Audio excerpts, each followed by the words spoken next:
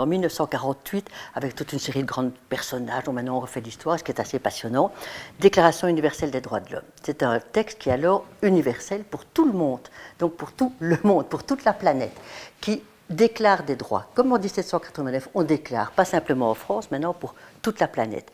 Maintenant, c'est une déclaration.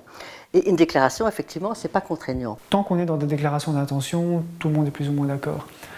Quand on est dans quelque chose de juridiquement contraignant, et qui inclut des droits pour les personnes de saisir un tribunal contre un État, là tout à coup c'est beaucoup plus compliqué. 4 novembre 1950, Convention européenne des droits de l'homme, alors cette fois-ci contraignant.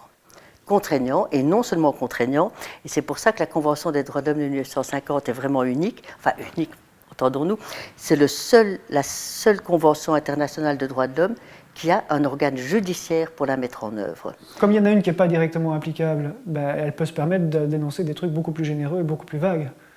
C'est pas un hasard qu'elle ne se retrouve pas devant la Convention européenne des droits de l'homme, parce que sinon des gens pourraient aller devant un tribunal en disant « j'ai un droit à la liberté de circulation » et c'est exactement ce que les États ne veulent pas. Donc à partir du moment où c'est contraignant, c'est clair qu'on rentre dans un jeu de négociation politique beaucoup plus tendu, où les États ne vont accepter strictement que ce à quoi ils sont prêts à s'engager. Alors, dans une déclaration universelle qui n'est pas juridiquement contraignante, on peut se permettre d'être beaucoup plus généreux, quoi.